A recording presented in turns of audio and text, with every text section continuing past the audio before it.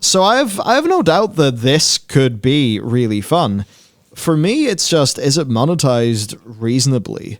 What is the overall game experience like? Is it going to feel super grindy? Like, those are the things that I'm a little bit, well, okay, let's see. What is their plan for progression? Oh, this is where it could all go south. Yeah, I assume you've got the progression curve speed of, oh, you're going really, really, really, really fast, and now you're having fun. Oh, there, and then money. Just that continual curve of, you feel like you're 98% of the way there. Just cough up the last 2%, you're good. So, collect the Warcraft minis, mix and match from your strategy, level up your army. So after each battle, you gain XP and level up your minis. Level up to unlock the ability to use talents. Right. Now that is different to a lot of other games. Because what will happen in a game like Clash Royale is you finish a match, you get a chest, you'll get cards inside that chest. And whenever you get dupes of a card, the dupes level up the card. Right? Now that's very different to you play a match with some dudes, your dudes are stronger at the end of the match. Yeah, well, remember that if you've been playing a bunch of other gacha games and stuff like that, a lot of this will be like, oh, hey, your level's fine, but then, like Genshin's constellations and stuff is, oh, you need to roll the character twice to unlock a major upgrade. Yeah. And that's what they could do with, like, the quality system. Where it's like, oh, yeah, you've got a max level Jaina, but your max level Jaina's green. You need to go buy another Jaina, which you probably can't just buy outright, and then that'll be blue. And then, the whole Archer way of... Okay, well then now you need you need 2 blue Jainas to make a purple one. Then you need 2 purple ones to make an orange, and then you've got that case of, oh shit, I'm now I'm now putting $1,000 into random packs to try and get the last Jaina I need to fill it all up. Are you basically purchasing blind bags? Some of those mini collectible things. Is this basically buying a blind bag of little minifigs? And that's how they're... Because even Lego, I think, they sell blind bags. Of course, the big difference is you actually get a Lego minifig at the end, unlike in this. Assuming they monetize it that way. That's really the question for me, though. Certainly, it being PvE helps with some of the monetization concerns. Sometimes in PvP, it's that weird thing of like, oh shit, I need to put more money in to be competitive. Hearthstone has that problem. You want the competitive deck in the new season, you better have cards.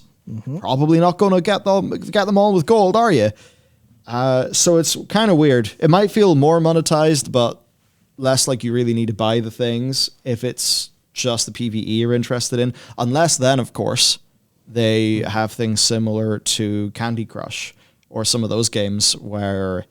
like I know in the match 3s, they make a whole bunch of money. There's a level of randomness in some of the levels, and you really need things to go right, and for you to also make all the right decisions. Yeah. Or you get around the variance by being able to purchase power-ups.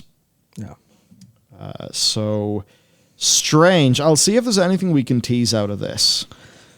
So troops and leaders. I wonder how those will be. How they'll be monetized. That's an example of a Griffin Rider getting more XP. Now, there's some aspects of the game design that I like here versus some other entries in the market. It seems like you could spawn some archers in the bridge, and then they could perhaps shoot down in the lane. Yeah, I mean, fairly, I guess, naturalist design for the kind of maps that are going. So it's not just like a straight line TD that people always kind of get a little bit annoyed, like, oh, this is so simple and stupid. It's like, they're definitely trying to make this an actual game that looks like it could be playable. It is, I don't want to say concerning. It's frustrating that they didn't show what a raid was outside of just having what looked to be an Ixia there, because it's like, that would be the kind of, that would be like a real differentiator. If they're like, hey, we actually literally do have like, I guess what I call high-end PvE there, but it is going to be difficult for them to get across from the fact that this is very, very different to what... it's weird, because like I think for a huge amount of the audience, this is going to work okay. Yeah. But for so many others, it's going to be like, we wanted World of Warcraft mobile, or we wanted a Diablo Immortal mobile, and that's what it most profoundly isn't. It's just going to be, oh, is this a direction Blizzard's going? Kitty shit in my Warcraft? Fuck that, I'm out.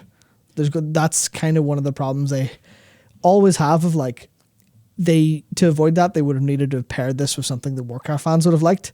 Yeah. And they did that with Dragonflight, but that was a while ago. And people's kind of memory for emotional reactions is pretty low. Well, the big example of that working is Elder Scrolls Blades being announced at the same time that they show you a logo and a little render for, of course, the next Elder Scrolls game. Yeah. Which wasn't even the main game they were developing at the time, because Bethesda was primarily working in Starfield. Mm-hmm. But I think Blizzard knows that, or maybe knew, that the public perception of Warcraft, the MMO, was a bit rough.